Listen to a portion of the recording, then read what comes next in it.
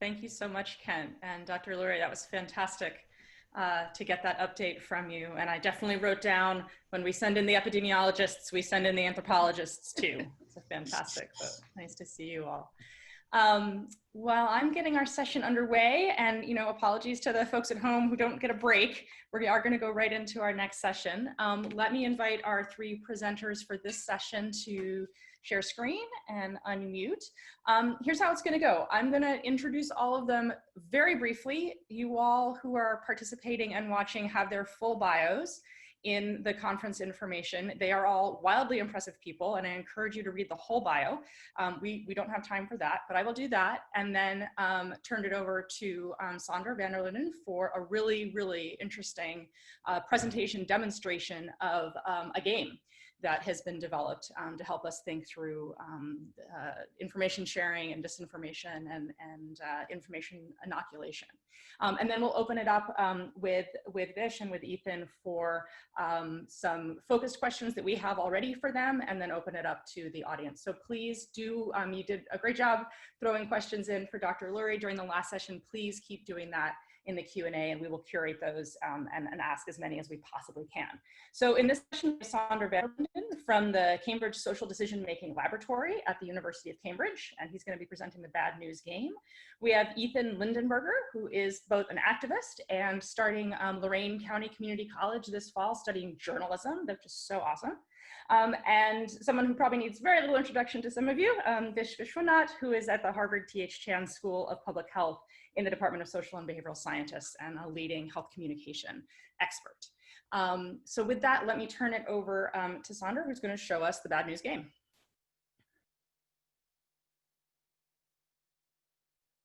Yeah, well, thanks so much for that kind of introduction. Really happy to be part of the panel. Sander, your audio is really low. Is there a way to get your volume up? Let's see. Right. Is it still low? That's pretty good. I would just say stay as close to the computer as you can and project with your outside voice. Move a bit closer and shout a little. Is this a good volume? Okay, good. Let me see if I can share my screen successfully here for the presentation. Let's see. Is everyone seeing this? Yep, you're up. Perfect. Okay, I'll try to keep it 7 minutes. I've knocked this 1 hour presentation down to about 5-7 minutes.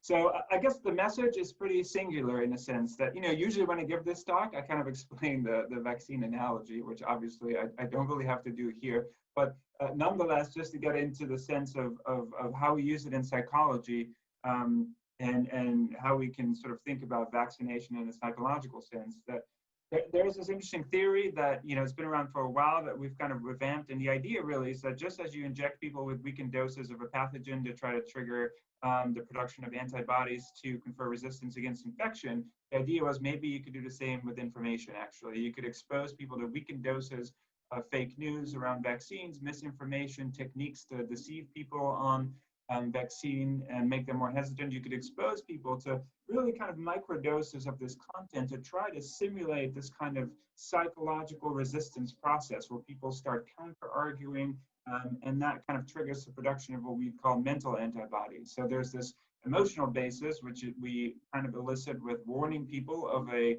threat to their belief system. For example, the threat of fake news. And then there's the kind of the cognitive basis, which is a refutational preemption. So you kind of preemptively refute harmful content for people. We've kind of labeled this pre-bunking just to make it easier. It's the opposite of debunking, really. And that's what I'm hoping to convey throughout, that instead of fact-checking and debunking, both of which are important, what we're trying to do here is flip it upside down and pre-bunk. So trying to get there first. Because there's value in the vaccine metaphor in the psychological sense in the same way as there is in the biological sense. We've done lots of lab studies, which I won't show you here, in very controlled settings and trying to figure out how this works. But at the end of the day, we wanted to engage people and wanted to scale the idea, because what's the purpose of a vaccine if you can't scale it and ultimately create herd immunity? And so one way for us to scale it was to actually turn this into a game.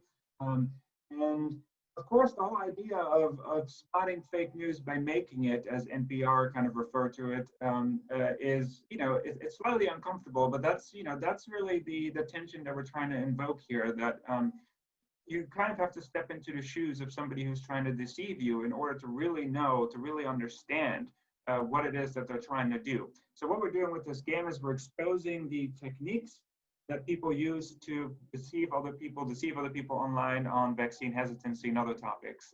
So the game is pretty general, but basically you step into the shoes of a fake news producer. And the idea really is to ruin the magician's trick, to kind of expose how the trick is done. And the analogy is the same here, that, if you see a magic show, you might be duped the first time, and there's really two ways to fix that. You could give people a traditional education sheet with the science, or you could actually let people do the trick themselves. And experience psychologically is just a much more powerful way for people to learn things. So that's what we're trying to do here. People step into a simulated social media environment, and I'll show you how it works. If you want to know more, PNES, talking about the National Academy of Science, actually did a great feature on finding a vaccine for misinformation, not just about our research, but everyone's who's working on it. So it's a good read. The game's called Bad News. You can play it by going to getbadnews.com or fakenewsgame.org. And basically, you start the game impersonating Donald Trump, because the first lesson that we have is online impersonation. And on the left hand, you have your follower meter and your credibility meter. So if you're too ridiculous, you lose all credibility, because that's not how misinformation works. And your aim is to gain more followers. So here you're impersonating the president. You're saying, after long deliberation with my generals, I've decided to declare war on North Korea, hashtag Kim Jong-un. So we're trying to, appeal to younger audiences as well with a bit of humor, and people can tweet this and they get reactions from people. The mainstream media is one massive conspiracy, fake news. You kind of create your own echo chamber along the way, and other users will respond to you, and there's a narrator in the game who takes you through the various options. One of the nice things about this being a live intervention is that we can adapt it to any crisis. So now we have the WHO in there and the coronavirus. And this is an official message from the WHO, but then, what you see is that people are trying to attack this, and we're kind of unveiling the techniques of how that's done. So, you might tell a story saying that the coronavirus cover up, what they don't want you to know. So we show people kind of how these headlines are created to pull people in. Trolling, this is part of our trolling badge, at WHO, when are you guys going to comment on the accusations that it's a manufactured bioweapon? And so you really go down a path where you learn about these techniques. So polarizing audiences, impersonating other people, trolling, the use of emotions to persuade people, discrediting people you don't like, your fake news, and conspiracy theories. And those six we distilled from the literature in terms of what are the techniques that underpin most fake news. These six techniques tend to feature again and again. And although, we've vaccinated people on specific issues before, you can do this in an experiment, for example, on vaccine hesitancy specifically. But what we found is you can't pre-bunk every story. So it's more efficient to focus on the underlying mechanisms that help people spot them. Now, of course, we test this. People complete and they get their certificate. And we ask people afterwards, before and after playing the game, how unreliable or reliable, and they find headlines and how likely they are to share them in their social network. And these are all fake. So this HBO has an umlaut on there. So that's a subtle manipulation of the user account. This is part of the impersonation technique. This is, again, trolling. This is on global warming. But, Johnson crude oil here is the account that's the relevant factor. So we test people before and after using different examples than the one they've seen in the game. And typically what we find, and we did this with about 15,000 people who played the game. So about 1 million people play this game. So we get a lot of data, and this is the first paper that we ever published on it. And on the kind of real news that we use, you see no movement. People don't, change their credibility ratings of real news. But for the fake news items that embedded the techniques that we are training people on, they rate them as significantly less reliable, as you can see on the right hand. It didn't really matter if you were younger, older, liberal, conservative. Pretty much there was a shift for everyone. The shift is a little bigger for certain audiences. People who play online games tend to be younger and more educated. We've done a lot of randomized trials now on evaluating this game, not just the pre-post within kind of tests that we have in the game, but non kind of opt-in experiments as well. And basically, we find the same effect. People find these headlines. This is the average judgment across a large number of fake headlines. People find it less reliable after playing, but they also become more confident in their truth discernment abilities. So they become more confident in correctly identifying fake news. This is one of my students who works on this, who's funded by the Gates Foundation. Another of my students looks at the longevity of the vaccine, right? Psychologically, it's different than a real vaccine. It doesn't give you lifelong immunity. So what's the curve? How can we model the decay of the vaccine? In our control group, we have people play Tetris, so it's kind of control for gamification elements. But overall, we see, looking at the left here, you see that at time 1, there's no difference. That's before playing. Then in time 2, there's a significant difference. People become better at spotting fake news. And then without replaying the game, we follow up with people 1 week later, 2 weeks later, 3 weeks later, 4 weeks later, 5 weeks later, and we target them with fake news. And the effect persists for up to 2 months. And so afterwards it decays. And so we're starting to experiment with booster shots, for example, replaying the game. And just as you need to go back to the doctor for another kind of shot, with certain types of vaccines, it's probably true for mental vaccines as well. People need to stay alert. This is a forthcoming paper. We've kind of looked, this at the Harvard Misinformation Review, we've kind of looked at different countries cross-culturally. We did this with the UK government. So the UK government helped us translate this game into pretty much every language around the world. And so we can do kind of large cross-cultural investigations. I'll end kind of here. The thing that we're working on now is a COVID game together with the Cabinet Office here in the UK and the WHO. And this is not out yet, so please don't share this slide or this info. I just want to give you a sneak preview that the game is called Go Viral, and we're really fongusing on the techniques that are prevalent in the spread of misinformation about COVID-19. There's 3 levels, so there's a very short game. It covers fear-mongering, particularly the use of emotions, impersonating fake experts and selling fake remedies and fake cures and things like that, and conspiracy theories. So those are the 3 main ones. But basically, it's the same principle. And you start out pretty innocent. I need a quarantini. Life is rough in quarantine. But then you start to ramp up your activities. You become part of the not co-frayed group, and you start impersonating an expert. Lizard people are behind the coronavirus outbreak. Live virus particles found in terrariums. And so it really, we're trying to illustrate to people how you can be duped online, how to spot it, and how this actually blows up into something quite serious if you don't pay attention. We work with social media companies like WhatsApp to do the same thing. They've got a lot of health misinformation on their platform. So together with WhatsApp, we joined this group which simulates a WhatsApp engine where we try to educate people on misinformation about WhatsApp. Now, Dr. Shar here, again, you're impersonating a doctor. The way that we kind of use the weakened dose of the virus, the dead strain or the weakened strain of the virus, is that we use humor to make sure that we never actually dupe people, that it's so ridiculous that, obviously it's not true, but people get the point. Kiwis give you cancer and New Zealand's to blame and so on. And basically what, bad vax is one specifically that is going to target vaccine hesitancy that we're working on, but the COVID one is kind of taking priority at the moment, and it also includes a vaccine element. We're working with the Department of Homeland Security on an election game. So this is the techniques used in foreign influence and targeting voters. We're trying to break down the techniques and show people how these techniques work before they're exposed to them. And so you have a news anchor and approval ratings of candidates, and you're trying to smear a campaign and, think Pizzagate and things like that, and how that all works. So that's kind of where we're at. Cambridge tends to joke around that I'm the defense against the dark arts teacher, but the joke here is quite real in the sense that Severus Snape has this amazing quote that your defenses must therefore be as flexible and inventive as the arts that you seek to undo. And I think we truly believe that debunking and fact-checking are important, but we need new, innovative, live, adaptive solutions. And getting there first, vaccinating people before it happens, especially on vaccines, is so important. You see the same stories repeated over and over, year after year. The same techniques are being used in new contexts all the time. And we're always retroactively trying to undo the damage, trying to make people less hesitant. In fact, we could be preemptively telling people what's about to break, and in terms of the arguments, and preparing them in advance of the COVID vaccine. That's kind of the project we're doing with the WHO now.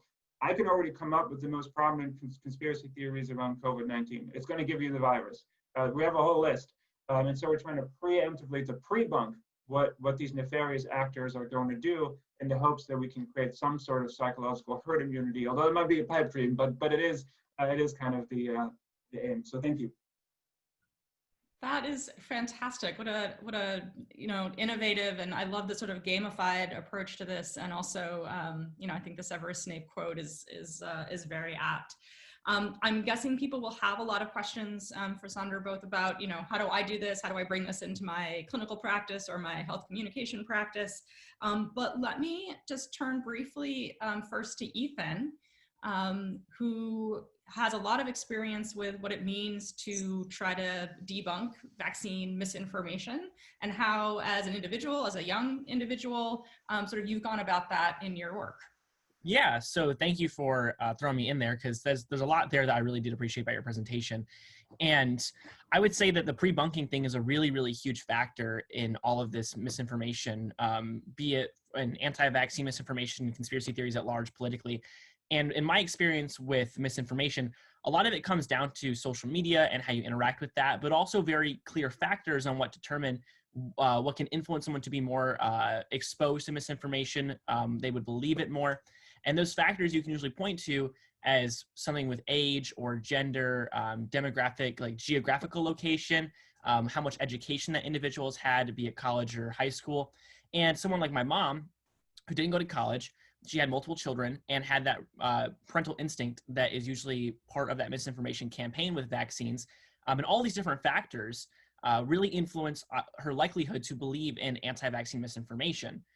So then years later, once she already believed these things, and social media re-encouraged those thoughts, escalated those beliefs, and reinforced that misinformation, it really caused her to double down, and I don't think she'll ever change her mind. So for my platform, what I do as a teenager who, when I turned 18, got caught up on all my vaccines, despite my anti-vax mom, is to look at those factors and kind of humanize those people. And to say that anyone who's anti-vax has these intentions and reasons that might be good, but there's factors that determine why they become misinformed. And there's big players out there that are aiming to misinform them for very clear reasons, be it monetary, social reasons, and very clear incentives to cause people like my mom to believe things aren't true. So that's a lot of stuff I resonate with some of your points, and some stuff I really try and talk about a lot. And that people are, they have these reasons, these factors involved, and we have to be empathetic and humanize people that believe these things while still combating the misinformation properly. I have to ask, can you imagine sitting down and playing Sandra's game with your mom? Yeah, I've done that, and that's a really funny thing when I was thinking of, not the game exclusively, but with actual misinformation. We would sit down and she would say, "Hey, watch this video with me. It's so compelling." And I'd be like, "This is nothing. This is so bad." And like, I would get really frustrated because I would say, "Well, he's not even citing his source. He's claiming that this happened and that, that 40 people died from the measles vaccine. But even if that was true, like how many people died from measles in the same time frame?" And stuff like that was not super hard to comprehend. And to her, it was just so compelling and so world-breaking and so such a revelation with what this individual was claiming and like the source that she was showing me, but it still didn't resonate with her. And so it's really difficult because that's the preemptive side, is that someone like my mom, when I saw her looking at this stuff, even when I would say, "Hey, like I love you, but this makes no sense and here's why," it didn't compel her. It didn't change her mind. And I definitely think there are some people that can change their minds with anything. It's just that the same mindset we should apply to misinformation that we do to diseases, that prevention is better than a cure. And when we're talking about people preventing a disease, we talk about immunizing it and preparing our bodies. And so we need to prepare people to interact with misinformation because it's really, really hard to reach across that aisle once that divide has been made. And so I've played that game in real life before, and it's really hard to do that with someone that's already at that point. But that's the practice that people need, though. And I think young people, like you said, are a little more educated, and that's part of the factors and the demographics of what cause people to believe these things. But those are the steps you need to take, is education primarily. That's great. Vish, let me turn to you with the context of Ethan's personal experience and individual attempts to combat misinformation and the sort of gamified approach. As a social behavioral scientist, public health communication expert, how do you imagine folding this into into campaigns and evidence-based campaigns to promote this vaccine, the COVID-19 vaccine, or any vaccine? Sure.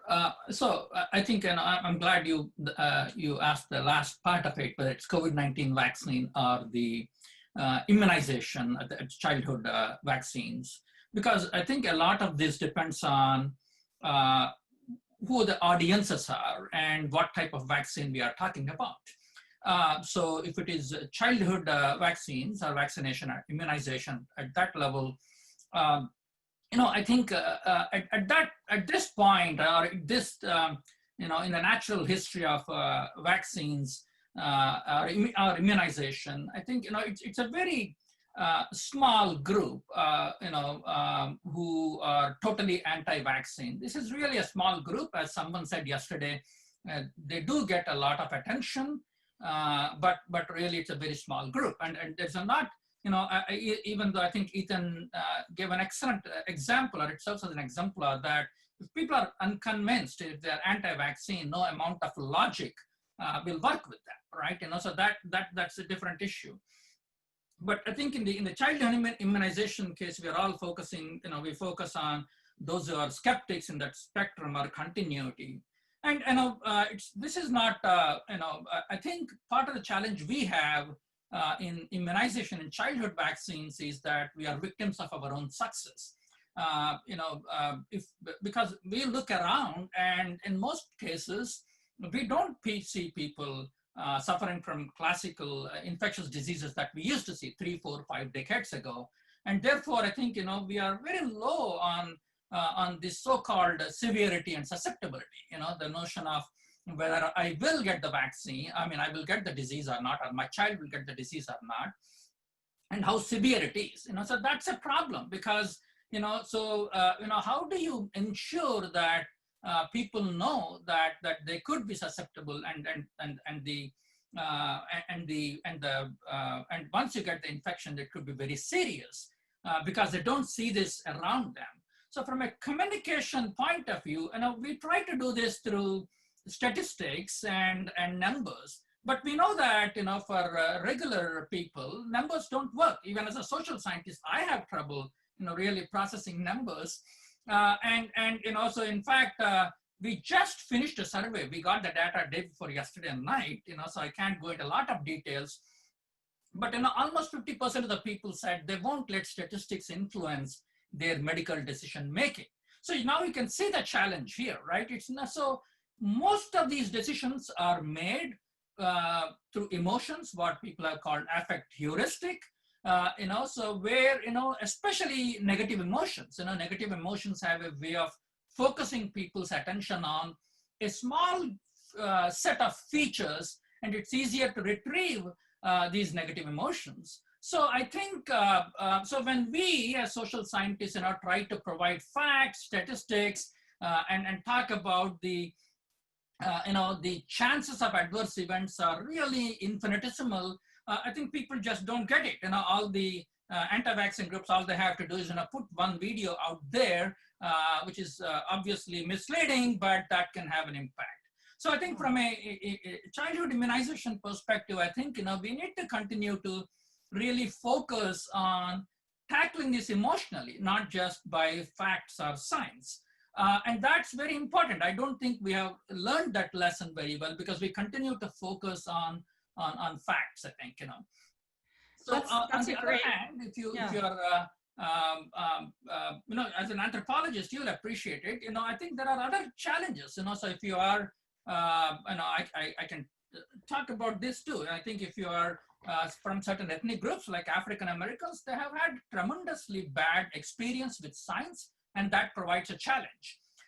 So on the other hand, if you take COVID-19 vaccine, which is the adult vaccine, we know the numbers of people who agree that they will get vaccinated should a vaccine become available is somewhere between 60 to 70%. Our data, which is a representative sample survey, as I said, we just arrived, shows about 65% of the people agreed that they will get vaccinated, are willing to get vaccinated should a vaccine be available. But the problem is, from a communication perspective, almost half of them, or actually more than half of them, almost 60% of them think they're not susceptible to COVID-19. And about 63% of them think even if they are affected by it, it's not severe. Right? From a communication perspective, I think with all this misinformation and disinformation, we really need to address this issue of susceptibility and severity as two components, and increase these norms. So in following and complying with these public health mitigation measures. So I think my take home is, number one, I think we should try to think through who our audiences are. What are the goals of the campaign itself? Is it, getting people to get vaccinated, or getting people to support vaccination in their social circle? And then, address this both in a tactical way, which was done yesterday, with examples, and I think Sandra is doing it, so in a tactical way and strategic way, through various tools, and being very aggressive about it, but also in a substantive way, using techniques that we have learned from drawing from the science. That's really helpful. And Sandra, maybe I could bring you back, because some of the stuff I heard from both Ethan and Vish made me want to circle back and ask about how, for example, how do you think about something like affect heuristic? How does emotion come into how you design the game? Do we know, what do we know about people's emotional response to this information that might be different from their response to, facts and figures? How do you sort of, I'm almost sort of interested in looking under the hood of the inoculation approach and wondering how kind of emotion versus rational thinking or stats plays into that. Yeah, no, it's a good question. I mean, I agree with both Ethan and Vish on pretty much everything they've said on the discussion. I mean, with vaccine hesitancy, often the problem is that you can present numbers all you want to people, but one emotional story is going to trump all of those numbers, and that's just the way that humans make judgments, and that a lot of our judgments are more driven by experiential factors. And by that I mean including the affect heuristic, which is a huge part of the experiential system. But mostly people are experiencers. We learn in the world through experiences. As Mark Twain once said, a man who carries a cat by the tail learns something he can learn in no other way. Obviously, no one should carry a cat by the tail, but I think it illustrates the point that experience is one of the most powerful ways to learn about the world, including vicarious experience, or hearing about the bad experiences from other people. So what we do in the game is, rather than trying to target people with the facts, and there was a question earlier about how can you counter falsehood without truth. I think the idea is to not do that, and to actually just expose people to the ways in which they might be manipulated, in the hope that they will reevaluate what they believe. Because we know if you directly attack people on their beliefs, they're often not so receptive. And so what we're trying to do is to give people a non-judgmental environment in which they can come to their own conclusions, but we just kind of steer them in a particular way. And I think there's three ways we do that. One is that the game is non-ideological. And so you can make fun of big pharma, you can attack the government. It's really, people can choose the path they're most comfortable with. And that's part of what we call lowering the defense system. Because in order to get people to buy into whatever you're saying, they need to be open. And people come into the idea of an game trying to educate you. We try to make it, part of the reason for the self-deprecating humor is that we want to avoid this elitist assumption. Right. So we're letting people, and lots of people are more likely to learn maybe when they're playing a game, because it's more, it looks like social media, it's more like real life. So that's part of it. Then we use humor to try to diffuse tension. And the third is, and this maybe answers your question, is that it's all about engaging people experientially. So instead, again, of just targeting the cognitive system with facts, we're allowing people to, we're using visuals, people can tweet things, they can respond to other people, they learn by doing. And that's how people learn in real life, mostly. I mean, we all read books, we go to school, and we're capable of doing that. But for the most part, we navigate the world through learning by doing. And that's exactly what we let people do in the game. We let people figure out how they might be manipulated themselves. And because it's an experiential system, because it relates to concepts people know, the feelings they have about those concepts, they're more likely to be remembered maybe, and people might be more likely to take heed in terms of the advice that we give. Having said that, the game doesn't directly try to change people's behavior. And so, you know, we can't say that we've increased vaccine uptake, but it's one way to try to make people more aware of the various ways in which they might be misled. Because typically, you know, my mother, coming back to Ethan's point, also forwards me stuff of highly questionable content, where then I have to reply. Maybe it's a generational sort of thing, but instead of kind of attacking them, they're much more receptive when you point out the motivations of other people. So what I do now is I kind of reveal the technique that is being used and let them decide what they want to believe. But I find that if people get the idea that somebody's trying to dupe them, they're less keen on buying into it.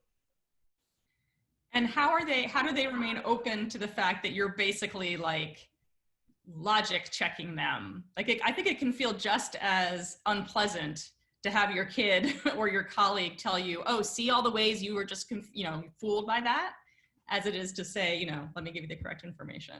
Yeah, no, absolutely. Trusted source, I guess. Yeah, absolutely. But yes, trusted source. So family members are an in-group, so you have more leverage with your family members. Being non-confrontational and non-judgmental. But it's a good point, because it has to do with the way that the inoculation is delivered.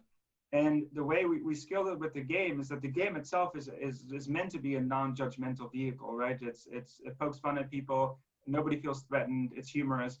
That's kind of the whole idea behind the game. And that's why we think partly it works. I mean, we can't be sure that we're really reaching the hardcore anti-vax groups who are probably not always on the internet or have access to other websites and so on, but we're reaching a pretty good amount of people with an internet connection. But if you don't have the game, you do have to think about what the right vehicle is to execute the inoculation or exposing the techniques. And so another project we're doing with Google is we're using videos, animated videos, that they can put in the YouTube ad space, for example, before a dubious video. Again, kind of an engaging video. But if you don't have those tools available, you're going to have to be the vehicle to deliver it in a engaging, a non-threatening way. And I know it's very difficult when you don't agree with people to have a conversation that doesn't escalate. So I try to remind myself that to not talk down to people, to not make them feel dumb. I use the Socrates method of just asking questions like, oh, what's the source? And do you think they might have ulterior motivations? And then they say, no, sometimes they say, no, I don't think so. Oh, but they're linked to this company. What do you think about that? And trying to have a real conversation without insulting anyone, so that eventually they kind of arrive at kind of a light bulb goes on, thinking, maybe I am being misled. And that's really all we're doing. We're not telling people straight out of the gate what they need to believe. There's other approaches that do that, and there's other people working on that. So that's kind of where we're at. Alison, can I hop on what Sandra Please real quick? Okay, that's awesome. And one thing that you pointed out that I wanted to quickly highlight was that there's a really big difference between misinformed parties and anti-vax groups. Statistically, people that are hardcore anti-vax are much smaller in that presence than people that are hesitant and have questions. And those are the people that are the most important to reach. Like the WHO listed them as a top 10 global health threat and not anti-vaxxers, because hesitancy is much bigger of a concern than the fringe groups that think that vaccines are causing chemtrails for whatever reason and like believe these things that not a lot of people are resonating with. And just the idea of unsafety or better effectiveness or delaying vaccines rather than skipping all of them, those are things we need to attack. And so I think those people are the ones that might be better to be spoken to or might be more receptive to the questioning or the corrections, because they're not really sold on everything yet. And so someone like that might really respond better just to that conversation. And someone like my mom, I'll never reach through to her. Not a single day. I don't think she'll ever change her mind. And it's important to identify who you're talking to in that capacity. So I just wanted to highlight that because you quickly spoke on that. Yeah, it's a great point, because I think the difference is that my mom, talking about moms, is somewhere on the hesitancy spectrum. So sort of susceptible to intervention from time to time, although the hesitancy keeps recurring. But but it's not there are people that, as you said, are what we tend to call immune to persuasion, in the sense that they're never going to be convinced otherwise. And I don't have an illusion, the kind that we're reaching those people with the game. They might not even want to play. They might, in fact, hate the vaccine metaphor. And so, there are certain groups that are going to be relatively immune no matter what you do. But I think we agree that trying to protect people from becoming hesitant and targeting those around the fence is probably where you get the most bang for your buck, so to speak. So I definitely agree with that. We do find with the game, there are some therapeutic benefits, just as experimental therapeutic vaccines. Sometimes we find people become less extreme in their misinformation beliefs after playing. Not to say that they've kind of switched, but they've become more reflective on what they believe. So there could, even if somebody's already been exposed, there could still be some sort of retroactive therapeutic benefit to it. Is there any concern that, you gave the metaphor of teaching someone to do the magic trick so they understand, how they've been fooled, that you're actually giving people tools to create really good misinformation because you're showing them how it's done? Yeah, that's probably the most popular question that we get. And I think it's it has to do with the weekend dose. I think for us, that's the important part, that we don't want to make the challenging dose for people so strong that we actually dupe them. So we spend a lot of time kind of pre-testing and making sure that the humor is appropriate and that it's too ridiculous for people to actually believe, in terms of the content. In terms of the techniques, what we're kind of doing is exposing the techniques people are already using. I mean, there are Russian troll farms and other people, using these techniques to stir up the debate. And so what we're kind of doing is exposing those techniques for people. I think the people who want to spread fake news already know these techniques and don't necessarily need our game.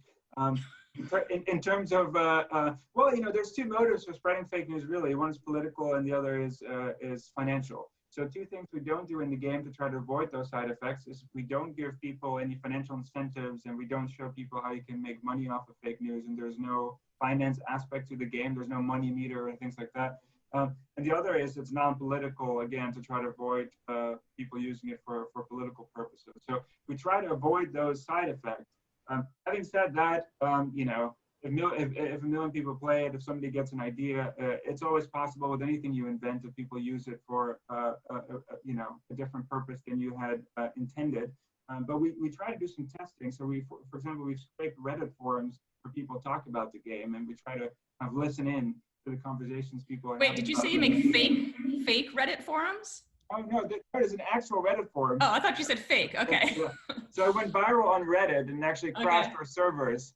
And they had discussions about the game, and we try to kind of analyze the content. And we haven't found, the conversations are kind of funny and interesting, and they go, some people love it, some people thought it was a bit scary and so on. But we haven't really located conversations where people are thinking, oh, now I can use this to spread fake news. But it is, we're monitoring it in the sense in that as best we can to make sure that, we can adapt it if that were to be the case. But so far, we haven't found that people use it for that purpose.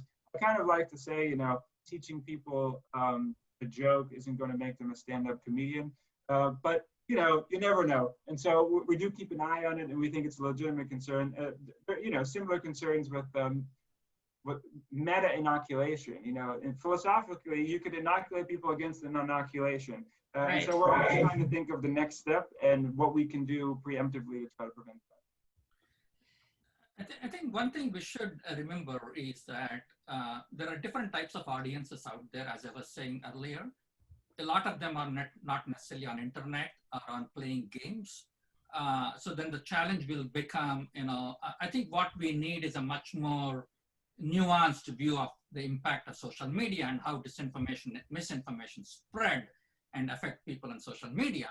I think if we do identify who they are, I think we can inoculate them and use these wonderful tools that are being talked about and are able to counter it. But if you take the secular world, so to speak, people are not always engaged in these kinds of games, are always engaged or paying attention to this news, then it becomes a real challenge. Then how do you tackle this, right? So for example, what we see with social media is, there is this discourse that social media have a tremendous impact on people. The fact of the matter is that social media is not a major part of a news for people, even though that's the discourse. That real empirical data, if you look at it, social media are good for entertaining, it's good for reinforcing certain things. What you see here in the case of vaccination, not in, again, immunization, but in the case of, say, COVID-19, is a kind of a spiral of amplification, where something that starts in the corner of an internet is picked up by political authorities, by some news authorities with a certain conservative political philosophy, and amplified. So that becomes then, has an impact on people. So at that point, I think that what kind of a tools will you use becomes a huge challenge, because it is that, it's how you mainstream disinformation and misinformation. And that spiral of amplification is what provides a real compelling challenge for us as we move forward on these things. I think then the issue is, what kind of tools can we use, to really reach this broad group of people who are not as engaged or who don't want to be engaged with these things. We've heard a lot just since the pandemic about not only the epidemiology of COVID-19, but the infodemiology, right? How is information spreading? Who's hearing it? Who's believing it? It makes me want to add, some screeners or some vital signs in clinical encounters where we could get a sense of, people's sort of, social mediome or how much are they someone who is getting a lot of their news from social media, and that might help us target at least individual clinical counseling to what they hear and what they pay attention to. Yeah, and I would also add that in terms of like social media's presence with misinformation, more than a year ago, when I started my advocacy and started speaking about vaccines, I didn't know the first thing about misinformation's role in social media. And so I really wanted to be as educated as I could on it. So I've spent the last more than a year now just reading about culture, social media's influence over like psychology, and statistics about what factors influence social media misinformation. And about like 8, 9, 10 months ago, I was actually in California talking to Facebook, Twitter, and YouTube CEO, like executive people, and about like their platform, what factors are influencing some of the misinformation around their site. So a lot of it we can look at and identify. But over the past year, though, we have had a lot of improvements with some of the ways social media handles misinformation on their platform. And so if we're trying to limit the kind of explosion from the one source being picked up by other people, or how social media can just quickly expunge one source and idea, some social media sites, especially Twitter and YouTube and Google, have done a lot better of a job to minimize that explosion and that expansion of some really bad ideas. And so YouTube de-ranking or not recommending videos as much, or Twitter not allowing you to use hashtags with anti-vax misinformation or look at hashtags, Facebook not recommending groups that are anti-vaccine if you don't have the background to it, is some really big stuff to look at in terms of what has been improved and other ways we can very clearly continue moving forward. Ethan, I have to say, this makes me want you to finish your degree and then go do a PhD with Sander, and then like another PhD with Vish, and join forces. PhD's a lot, so I get it, man. I don't know if that's for me. Well, all right, one step at a time. But it's interesting that you've chosen journalism as your at least your first set of training. I don't know. I guess I'm imputing or inferring that you think that using journalism platforms is one way to get good information. Yeah, because my biggest thing is education, and it's also about storytelling, because, for me, when I was seeing this information my mom saw, it wasn't informational, it was anecdotal, and it was all stories and testimonials, and people talking about the ways vaccines impacted their lives in really negative ways. And she was seeing that compared to the scientific community that was just data, information, statistics, and nothing that was really powerful to her. And I really thought that was a big reason why the information that was accurate and true never resonated with her. And my mom's a very emotional person, very dramatic person. She's big into theater and plays and music and movies. And so that creative mindset, she's going to really connect more people talking rather than numbers. And, even with, I was able to give like a TEDx talk last year. And the biggest thing that people resonated with that presentation I gave was this quote that I wasn't even thinking about at the time. It was just that numbers don't resonate with people, people resonate with people. And that's something that Sander had touched on earlier. It's that like stories are the biggest ways that humans have, for the whole history of forever, have communicated. And it goes back to drawings on cave walls. Like, we communicate with stories and images and people. And the scientific community doesn't value anecdotes as much as they sometimes need to when it comes to real examples of things that actually happen. And so people that have lost their leg or their arm to meningitis, or someone lost a family member or a child to measles, these are stories that we need to tell. And for me, journalism is like that approach, but that's just a philosophy I really hold true to myself. That's great. We have hit 12:30 much faster than I was hoping we would, but I want to thank VISWANATH from Harvard, Sandra von Linden from the University of Cambridge, and Ethan LINDENBERGER, soon to be at Lorain County Community College studying journalism. Thanks for romp across misinformation, disinformation, and how we might counter it around vaccines.